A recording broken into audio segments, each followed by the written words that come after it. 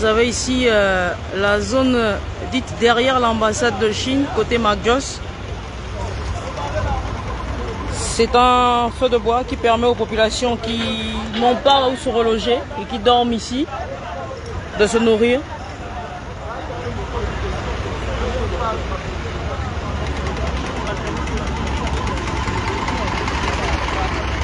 Pour expliquer leur situation, ils ont décidé aujourd'hui de tenir une conférence de presse et nous allons ensemble assister à cette conférence de presse. C'est quelques minutes, mon frère.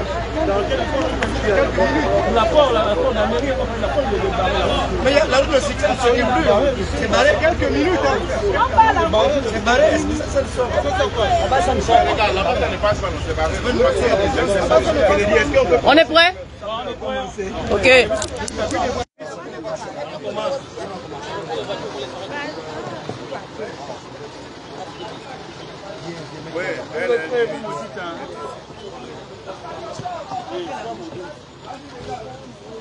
On peut lancer. Bonjour tout le monde. Bonjour. Bienvenue à la conférence de presse des sinistrés de l'Assemblée, l'ambassade de Chine, l'ambassade du Liban et de Russie. Merci chers confrères. On visite une conférence de presse. Un mot sera lu par le président, par notre porte-parole, Prévis. Sera suivi une série de questions-réponses avec la presse. Je vous remercie. Mesdames, Messieurs, la presse, bonjour. Je fais mien le propos de M. Kennedy Ondo et je vous remercie au nom de ce collectif d'avoir effectué le déplacement. Vous savez, le mensonge peut courir 1000 ans. Il ne changera jamais la vérité, nous dit un proverbe. Ceci étant dit, déclaration de presse des habitants de Guerpy derrière l'Assemblée nationale et ses périphéries. Nous, anciens résidents du quartier situé derrière l'Assemblée nationale, l'ambassade de Chine, Liban, Russie, Plaine-Rôtie et ses périphéries, jetés à la rue sans préavis, sans relogement, sans justice, prenons aujourd'hui la parole pour établir la vérité, exiger réparation et appeler à un débat contradictoire public face aux autorités. Une opération menée dans le mensonge et la violence. Le 4 juin, à l'aube, nos maisons ont été détruites comme des vulgaires abris de fortune, alors qu'elles abritaient depuis des années familles, enfants, anciens combattants, fonctionnaires et citoyens paisibles. Aucun respect des droits humains, aucun accompagnement social, aucune compassion. Et aujourd'hui, on ose nous dire que nous avons tous été indemnisés. Si ces indemnisations sont réelles, qu'ils sortent les listes, qu'on publie les noms, les montants, les procédures. Nous n'avons rien reçu. Le peuple réclame des preuves, pas des déclarations à la télévision. Nous vivons là depuis des décennies, en toute transparence. Nos constructions étaient visibles, stables, encadrées par l'organisation administrative de l'État lui-même. Un chef de quartier y était installé, reconnu et payé par les autorités. Des bureaux de vote y sont installés à chaque élection. Des factures d'eau, d'électricité et des taxes locales y sont prélevées. Certains habitants ont des documents fonciers. Alors pourquoi cette violence? Pourquoi détruire ce que l'État lui-même a reconnu? Pourquoi raser même les habitations des citoyens détenteurs des titres fonciers légaux? Ce qui s'est passé est plus qu'un déguerpissement. C'est une violation des droits constitutionnels, une attaque contre la propriété privée et une humiliation collective. Nous demandons un débat contradictoire public et en direct avec le ministre des Travaux publics, le ministre de l'Habitat, le directeur général de la NUTTC. Quand la vérité est enterrée, elle pousse toujours et fait craquer la terre. Qu'ils viennent nous affronter avec leurs chiffres. Nous viendrons avec nos cicatrices. qu'ils apportent leurs déclarations. Nous apporterons nos photos, nos documents, nos témoignages. Monsieur le Président, nous appelons à votre autorité morale et constitutionnelle. Nous ne demandons pas la charité, nous demandons la justice. Nous sollicitons la suspension immédiate de tout déguerpissement sans relogement préalable, la mise en place d'une commission d'enquête indépendante, la publication de toutes les listes d'indemnisation, le relogement d'urgence des familles déguerpies dans des conditions inhumaines, l'indemnisation intégrale des pertes, la révision de la politique urbaine pour la rendre inclusive, équitable et respectueuse des populations. Nous sommes vos concitoyens, pas des adversaires du progrès. Nous voulons bâtir, pas mendier, mais nous refusons d'être effacés comme des ombres. Notre combat est pacifique et nos revendications sont justes. Fait à Libreville, le 9 juin 2025. Je vous remercie.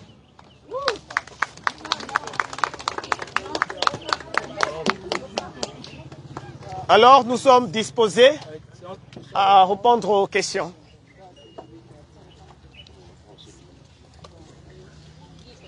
Donc, vous avez des questions, on est disposé à répondre.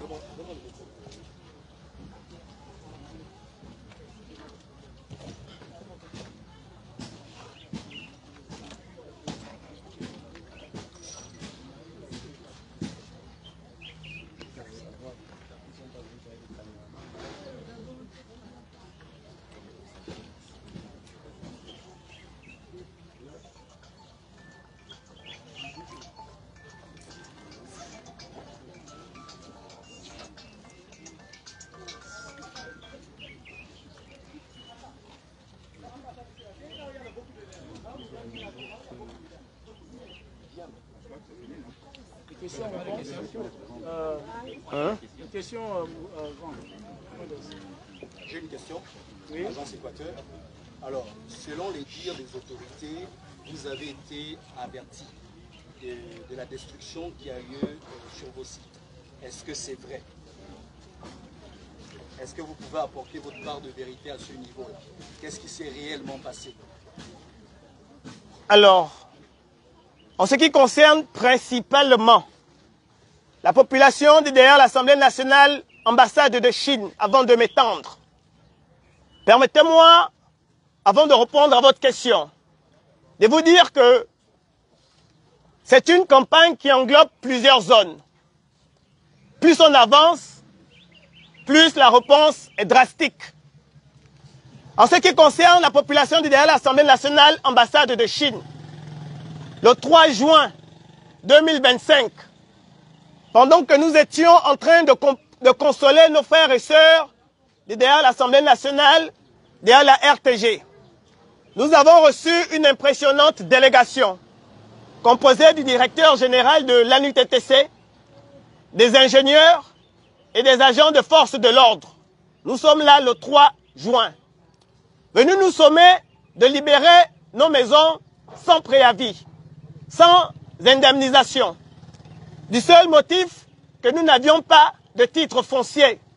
Nous sommes là le 3 juin. Ils nous ont donné 48 heures pour libérer. Le 4 juin, pendant que nous sommes en train de nous concerter, nous avons automatiquement vu des bulldozers venus détruire nos bâtisses. Même le soi-disant délai de 48 heures qu'ils nous ont donné n'a pas été respecté.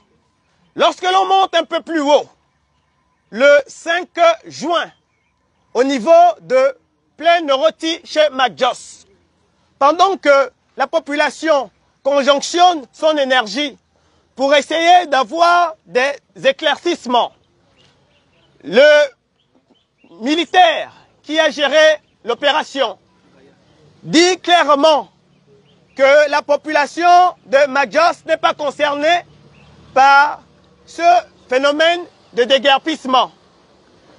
Nous sommes grandement surpris que ce même jour, quelques minutes plus tard, la population de chez Majos se retrouve dans les pleurs, sans avertissement, pendant que certains sont en train d'essayer de sauver leurs sacs, des briques tombaient sur eux, ce qui est inhumain. Nous pouvons monter au niveau de l'ambassade de Russie. Aucune information, si ce n'est que du bouche à oreille. Donc pour répondre directement à votre question, nous n'avons pas été notifiés. S'agissant de la population de derrière la RTG, une procédure judiciaire est pendante. En attendant que le tribunal se prononce in fine, ils sont venus surprendre la population de derrière la RTG. Aucun dialogue, aucun préavis. Je vous remercie. Peut-être pour éclairer la lanterne, M. Jean-Maxime, vous qui êtes dans le cadre depuis des années, est-ce que vous pouvez nous raconter un peu l'histoire de ces quartiers? Qu'est-ce que ce sont les gens qui avaient été cassés, qu'on avait construit l'Assemblée et le canal qui passe sous l'Assemblée nationale?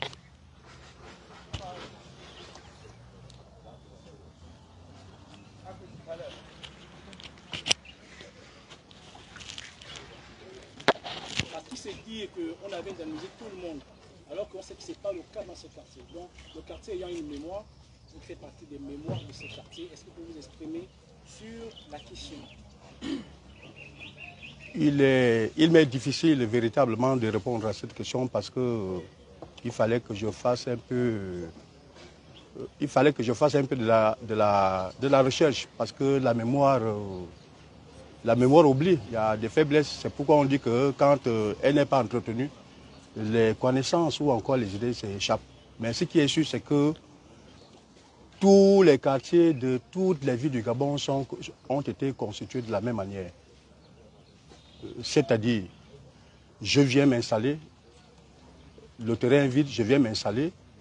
Au fur et à mesure que le temps passe, un ami, un frère, et j'en passe. Et c'est comme ça que le quartier est constitué. Donc, de façon générale, c'est les autorités qui viennent s'installer après les populations, de façon générale. Aucun quartier n'a été constitué par l'État, de façon générale. Donc ça va comme ça, ça a toujours été comme ça. C'est comme dans nos villages. Ce n'est pas l'État qui a créé les villages. Généralement, c'est les populations. Quand on prétend aujourd'hui faire prévaloir les titres fonciers, moi je me dis que c'est un faux débat. C'est un faux débat. Le titre foncier, c'était l'apanage de ceux qui dirigeaient le Gabon. Donc les 3/4 des populations de nos villes n'ont pas de titre foncier. Ça, j'ai la certitude. Maintenant, pour revenir un peu par rapport à ce quartier, je veux seulement leur dire, comme ils connaissent le dossier d'ici, je veux seulement leur demander s'ils peuvent me citer le nom du premier Malien qui habitait ce quartier-là, très honnêtement, vous dire que à tel endroit, il y avait telle chose, il y avait telle personne. Mais aussi en conclusion, je dirais que quand on parle souvent, l'État parle souvent qu'on a cassé les gens. Ça ne se dit pas à la bouche, il faut des preuves. J'ai parlé de ça plusieurs fois, il faut des preuves qu'on a cassé tel ou tel endroit. Ce que je sais aussi, c'est que quand on parle de déguerpissement, l'État doit communiquer. Il faut la communication. La communication, elle est orale, elle est visuelle. Que sais-je encore? Par rapport à ce déguerpissement-là, il n'y a pas eu communication au préalable. Il n'y a pas eu communication. Autrement dit, je devais avoir cette communication, pas seulement moi, toutes les populations. L'administration, je le répète toujours, l'administration n'est pas orale, elle est écrite. Où sont les préavis? Comme cela se passe, comme cela se fait. Par exemple, avec les bailleurs, quand tu es propriétaire d'une maison et que cette maison est en location, je savais que quand quelqu'un habite chez moi et que finalement la cohésion n'est plus, je peux lui donner un préavis d'au maximum 3 mois. Si c'est un domaine commercial, je donne un préavis de 6 mois. En tout cas, je pense quand même que sur le foncier, la réglementation est là. La réglementation est là. On ne peut pas se lever du jour au lendemain et venir dire à un paisible citoyen gabonais de partir de chez lui. Imaginez un seul instant, je vais juste à l'ESSEM, on demande aux gouvernants de partir de chez eux à l'instant. Et qu'en définitive, ceux-là, ils vont où? Je suis convaincu qu'ils vont reproduire à l'identique ce qui a été cassé. Et ce que l'État nous reproche. Aujourd'hui, on va où? Je crois que j'ai répondu en substance ou encore de façon ramassée la question posée qui m'a été posée. Hier, le ministre de l'Habitat a fait une sortie à Gabon Télévision, au cours de laquelle il disait notamment que seuls les propriétaires ayant des titres fonciers seront accompagnés. Or, le ministre des TP a clairement dit que toutes les populations touchées par l'opération seront accompagnées dignement. Votre réaction? Alors nous comprenons aisément que les autorités en place ne maîtrisent pas le dossier.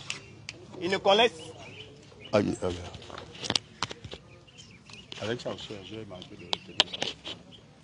Alors nous constatons, pour le déplorer, qu'il y a une confusion, une volonté manifeste de cacher la vérité et les contradictions que l'on constate au sein du gouvernement en disent beaucoup.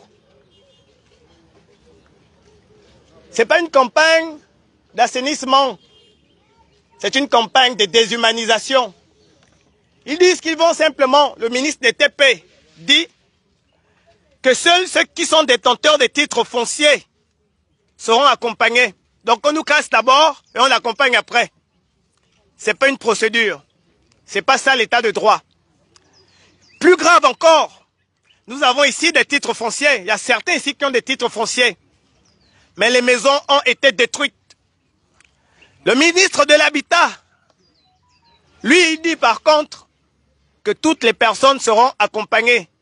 Finalement, on doit écouter qui?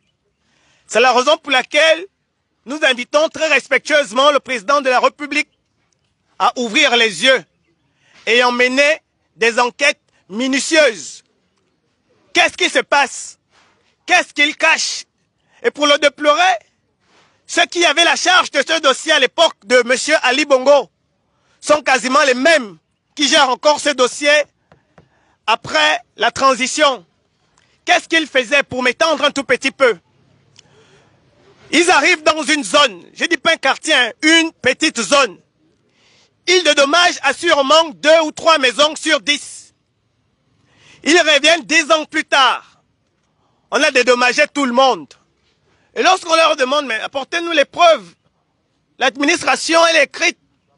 Lorsqu'on va au trésor, il y a une traçabilité. Ils nous disent clairement que le fichier a disparu. Cela prouve à suffisance qu'ils ne se moquent pas de nous, qu'ils se moquent de l'État. C'est de l'incompétence. Nous ne faisons pas de la politique. Nous n'allons pas demander à ce que l'on puisse retirer ou la démission de ces autorités-là. Nous, tout ce que l'on demande, c'est que justice soit faite, qu'une opération d'enquête soit ouverte afin que la vérité triomphe. C'est scandaleux que de voir au sein d'un gouvernement des ministres se contredire, des ministres se lancer la patate chaude. On n'a peut-être pas fait de grandes études, mais on comprend que quelque chose se cache derrière. Malheureusement, c'est en sacrifiant les vies des paisibles citoyens. Ce ne sont pas nos maisons que l'on a détruites, ce sont nos vies, c'est notre histoire. Et on parle des titres fonciers, mais le titre foncier, il est là. Nous avons des titres fonciers. C'est quoi le titre foncier? 1. L'occupation paisible, publique, continue, tolérée par l'État, crée un droit d'usage légitime que l'on peut considérer comme étant un titre foncier. Ce ne sont pas mes mots, c'est l'esprit du droit foncier et du droit coutumier. Pire encore, le découpage administratif. On dit que nous ne sommes pas un quartier. Pourtant, nous avons un chef de quartier payé par l'administration compétente lors des élections. Il nous amène ici des bureaux de vote. Nous avons des écoles, nous avons des hôpitaux. Mais arrêtez, on se moque de qui? De la République, des Gabonais ou du chef de l'État? Alors qu'il ouvre les yeux et que le chef de l'État prenne des décisions fermes comme il l'a toujours fait.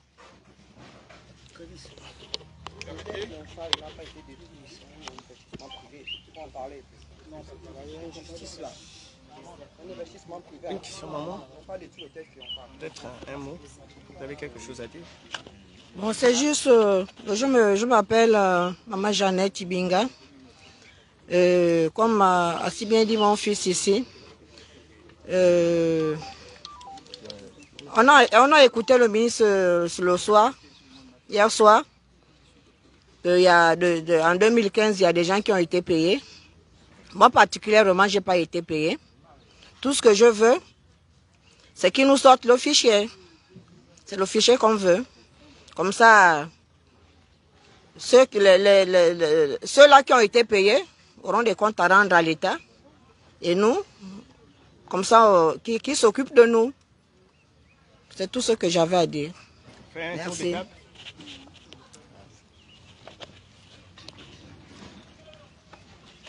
Oui, je suis ici depuis 82. J'ai fait tous mes enfants ici. Des universitaires aujourd'hui, d'autres travaillent maintenant. Pour couper court, tout ce qu'ils disent, ou vrai ou faux, moi j'ai des documents ici de tout le monde qui avait été recensé la toute dernière fois là, qu'ils nous disent, 95. voilà, qu'ils nous disent, qu'ils amènent leurs fichiers, on va comparer les gens qui ont été payés et pas. Parce que moi j'insiste sur nombreuses personnes ici n'ont jamais été payées. N'ont jamais été payées. C'est parce qu'ils ont cassé des maisons. J'étais capable de dire telle et telle maison a été payée ici. Voilà, j'en ai terminé. En fait, mon intervention va un peu suivre l'intervention du ministre. Pour ne pas dire que le ministre n'a pas la bonne information de ce quartier. C'est un quartier qui existe depuis, je crois que j'étais en classe de CM1. Le déguerpissement qu'il y a eu a été comporté par M. Momo, un opérateur économique. C'est lui qui a construit l'hôtel Triomphal. Donc cet hôtel qui n'a pas été cassé, je ne sais pourquoi, entre-temps, tout le quartier a été détruit. Et pourtant cet hôtel, je ne pense pas qu'il dispose d'un titre foncier puisqu'on déclare que personne ne détient un titre foncier dans notre quartier. La première chose que je voudrais rappeler à monsieur le ministre est que les déguerpissements qu'il y a eu, si on a payé certains, je ne pense pas qu'on a payé tout le monde, mais à l'entendre parler, lui il a dû payer tout le monde. Entre-temps, je ne pense pas qu'il était ministre. Je n'ai pas envie de douter de ces mots. C'est pour cela que je demande tout simplement au président de la République, chef de l'État, que si nous avons eu confiance en lui, c'est que ce qui s'est passé par le passé au régime Ali Bongo nous ne devrons plus être victimes des mêmes mots pendant qu'on a espoir en lui. C'est tout ce que je peux lancer comme message.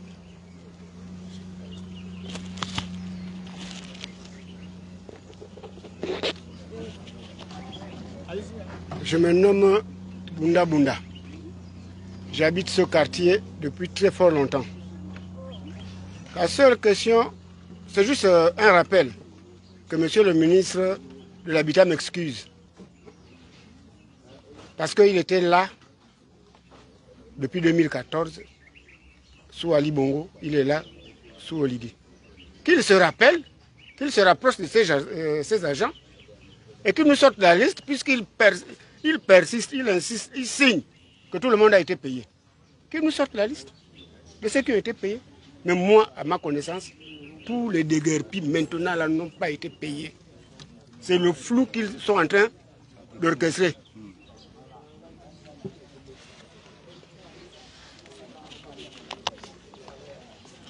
Je voudrais aussi dire quelque chose. Je suis ici depuis, j'ai commencé les travaux en 90. Je suis rentré ici le 6 juin 91. J'ai vu comment on a des guerpiers, les gens qui sont là où il y a l'Assemblée nationale, là où il y a l'ambassade de Chine, là où il y a la route qui passe là jusqu'à chez Saint-David. Bon, les ministres qui étaient sous Omar Bongo passaient et ils vérifiaient l'intérieur des maisons. Ils vérifiaient l'intérieur parce qu'on ne peut pas payer, indemniser quelqu'un sans d'abord savoir ce qu'il avait. Nous avons quand même dépensé pour que chez nous, nous soyons bien logés. Ok, bref. Mais personne n'est passé. On déplore vraiment ça. Nous sommes tous des Gabonais. Quand on parle des élections là, on ne dit pas que tel a un titre foncier, tel n'en a pas. Nous tous, on est là. Titre foncier aujourd'hui, en 90, quand on a des guerpis, ceux qui sont partis à Lenakiri, à Nzanyon et autres, ils avaient vraiment des titres fonciers, alors qu'ils étaient dans l'eau. Parce que derrière moi, là, à l'Assemblée nationale, là, il y avait de l'eau. Pour passer, pour aller en ville, il fallait faire le tour, passer par la Gabopri, tomber, et entre l'hôtel de ville, à l'hôtel de ville, là-bas, il y avait un petit pont. Il fallait faire attention pour ne pas tomber. On ne refuse pas, mais le ministre de l'Habitat, vous avez dit hier, je vous ai bien suivi, que nous avons été, vous croyez que nous tous là, nous sommes des menteurs pour venir bouffer l'argent du Gabon? C'est vrai que c'est notre argent, nous tous. Mais nous ne pouvons pas mentir. Nous ne pouvons pas mentir. Moi, personnellement, je n'ai pas été même averti. Vous comprenez, non? Quand on a écrit à démolir dehors, tout le long de la route, ils ne sont pas passés maison par maison pour savoir même comment était l'état des maisons des gens. Alors, il dit qu'on a payé tout le monde. C'est lui qui nous a payé. De toutes les façons, hier, il a parlé de Maître Benga. Nous attendons ça. Tout ce que Maître Benga a à sa possession, nous attendons ça. Pour voir qui a été payé et qui n'a pas été payé. Je vous remercie.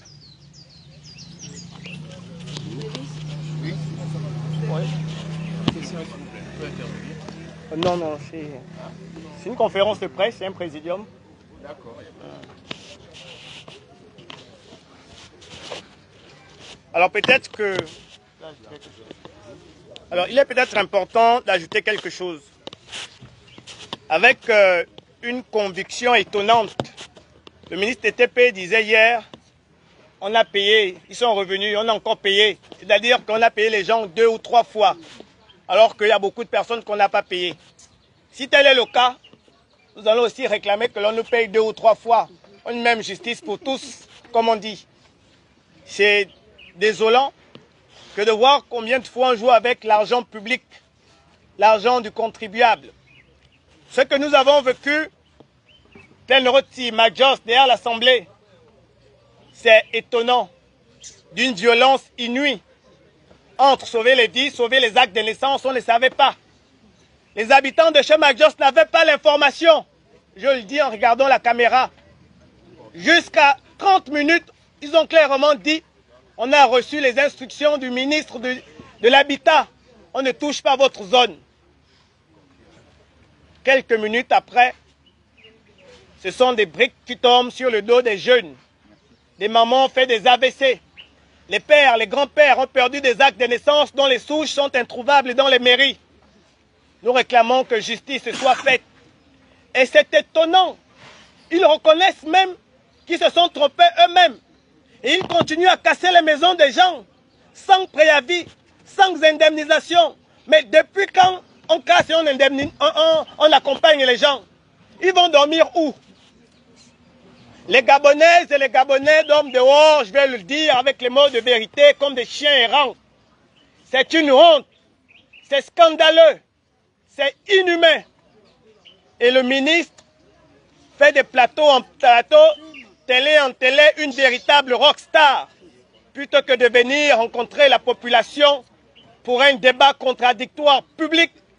Et nous invitons une fois de plus les chaînes publiques de ne pas faire de la manipulation. Vous êtes des Gabonais, vous êtes des Gabonaises et des Gabonais. C'est une honte, je pleure. On pleure et nos cœurs saignent. Que le chef de l'État prenne ses responsabilités. Parce que ceux qui, même des locataires, ont des droits. Il n'y a pas que des propriétaires. Il y a des locataires. Si déjà le bailleur, pour qu'il expulse un locataire, il faut 3 mois de préavis. L'État vient du jour au lendemain expulser le locataire dans une violence. Les locataires aussi sont là, doivent être là, parce que nous avons tous perdu des choses. Nous avons tous perdu des vies, des appareils. Pour conclure, je vais passer la parole très respectueusement à Papa Jean-Maxime.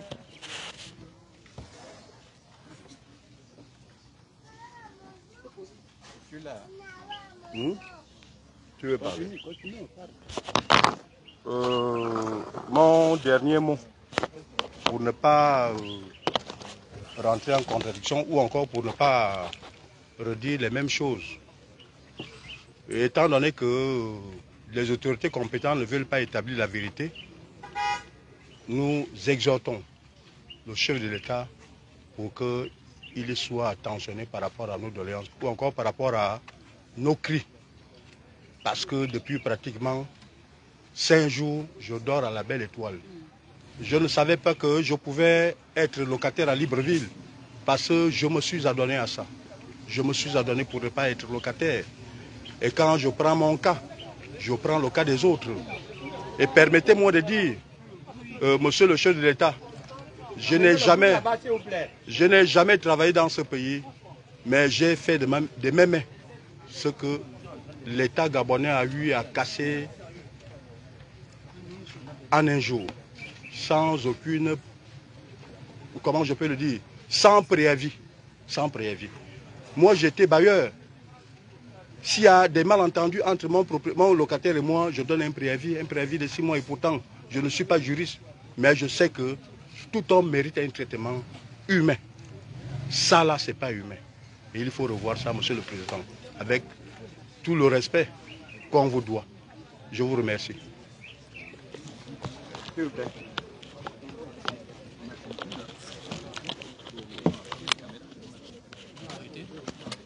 Papa, parlez quand même pour le... On vous écoute. L'interview, oui. Moi, j'habitais derrière Magios. Magios a bâti son immeuble là devant moi. Moi, j'habitais déjà là. L'action là qui se passe là, elle n'est pas mauvaise en totalité. Mais les gens qui ont commandité ça, que je dirais, sont des satans. Ah oui. Parce qu'on ne peut pas faire ça au père et au fils. Ils n'ont même pas vu les enfants. Que ces gens-là, il y a des petits-enfants, il y a les élèves, l'avenir, le demain qui habitent ce quartier-là. Ils n'ont pas pensé à eux. Là où nous tous là, on dort où maintenant? Je dois dormir où? C'est la seule maison que j'avais bâtie. Ce sont mes enfants qui étaient là-dedans.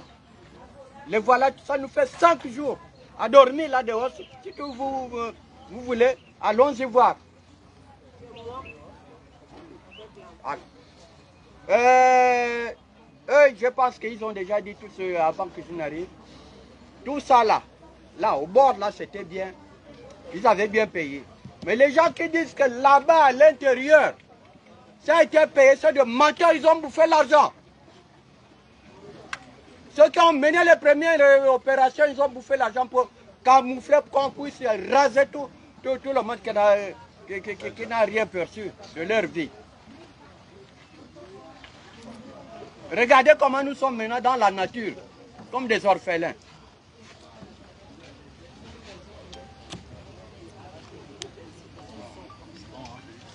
S'ils sont censés, s'ils sont nés d'hommes et de femmes, s'ils ont une famille, là où ils habitent, s'ils ont scié le scieur, donc ils n'ont qu'à penser à nous, immédiatement. Aux gens qui n'avaient rien, ils ont donné le terrain. Et pourquoi pas nous? Que cela se fasse, s'il vous plaît. Oui, que cela se fasse. Oui, bien sûr, question. Qu'on nous donne des terrains du moins, que nous-mêmes on peut peut-être, dans l'immédiat, aller débrousser, gratter quelque part, mettre à bord la hutte avant de mettre le vrai bâtiment. Ah, c'est l'interview? Hein? C'est l'échange. C'est l'interview. Très vite, si c'est l'échange, on peut suspendre.